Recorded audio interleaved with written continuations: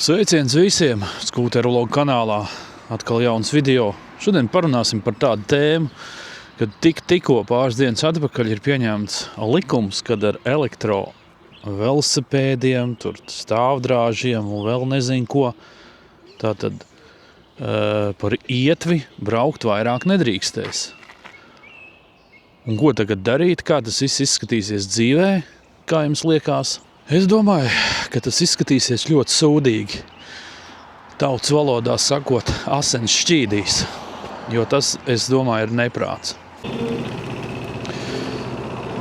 Jo es domāju, ka to likumu jau vajadzētu ievērot. Jo, ja katrs darīs tā, kā viņš uzskata par pareizi vai par normu, tad es domāju, ka diezgan liels bardaks būs. Tā jau ir. Bet tad var būt vēl lielāks. Baigais sastrēgums.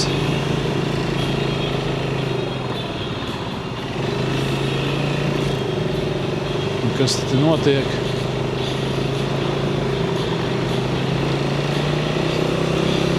Visi laiž uz muzeju. Es te bišķiņi mēģinu ārpus Rīgas. Nevis ārpus, bet aizbraukšu līdz Depiņam. Mēģinu tikt. Tāds sastrēgums ir. Jo kāpēc man šī tēma ir aktuāla? Vairāk jau nav laikam, jo es vienā brīdī arī gribēju pirkt to elektroriteni, kas ir tiem lieliem balūna riepām un normāli izmēra ričuks, vai ne? Tad elektriskais uz bateriju, viņš viss ir, kaut kur pabraukāties pa bezceļiem kādiem. Tu tālāk, respektīvi, var aizbraukt, tev apnīgi mīties, pieslēdz to elektrību bišķiņu klāt vai palaid, vispār neminies un tādā veidā. Protams, tā cena arī ir pietiekam liela priekš velosipēda, bet tagad jau izskatās, ka tam visam nav jēgas un tādā veidā, jo, labi, vadītāja apliecība ir, reģistrēt var viņu, apdrošināt viņu var, bet tu jau pa ietvi nevar braukt ar viņu. Un kā jau es jau teicu, Rīgā braukt pa ielu ar riteni, labi, ne jau viss ielas, bet tur, kur iedomājaties, ir intensīva satiksme, ja? Kā tad tas nāksies viss tagad? Mums tā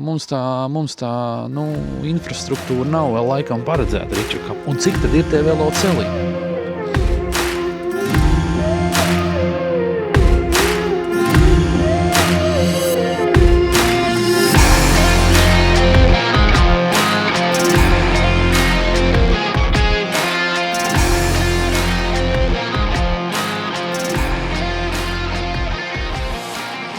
Es domāju tieši par tiem nomas, ko tie tagad darīs, kā tagad tas būs tur.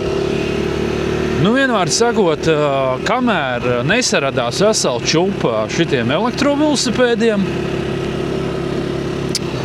ko izmanto vulciņu vadātāji, ja? Jo Rīgā vismaz viņi ir pilns, saucamie tie saliekamie riteņi, tādi tipa mazie rati, bet ar tie balūni. Viņi ņem viņus nomā, es saprotu, samaksā mēnesī, maksā kaut kādu nomas maksu. Un tādā veidā ņem viņus un piegādā tos ēdienus. Pa Rīgas centru droši vien. Lūk, tie arī brauc, bet viņam ir navigācija un viņš vālē, viņš neskatās. Vai veloceliņš ir vienā virzienā, vai veloceliņš ir divos virzienos.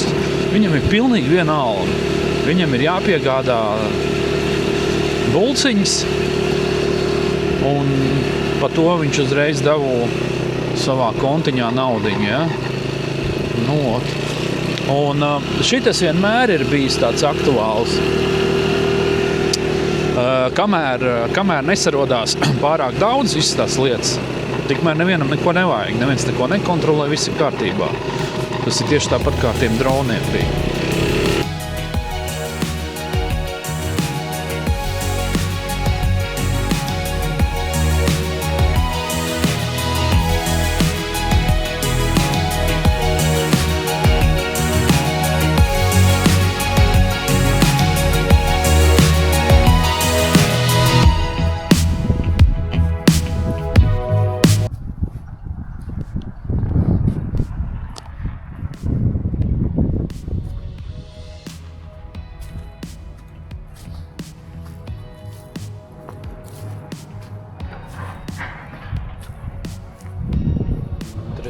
interesanta vieta. Kāds kaut ko padedzinās.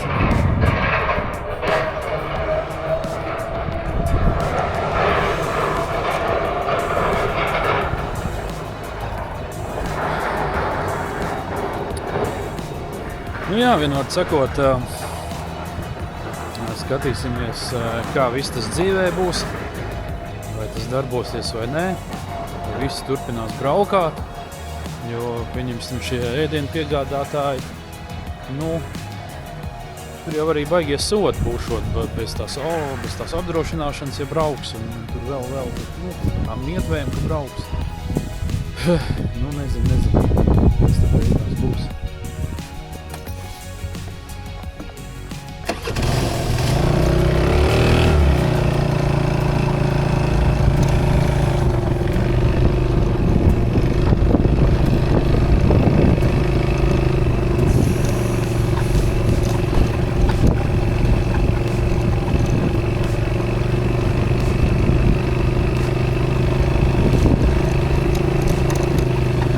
Kārtējā, kāda krīpī vietiņa. Būtu forši vietiņa, ja tas musers te nebūtu atklāt. Bet, diemžēl, kaut kā ir visas tās nomaļās vietas, kas ir vairāk vai mazāk. Viss viņas tiek piediešas. Atvests kaut kā izskast.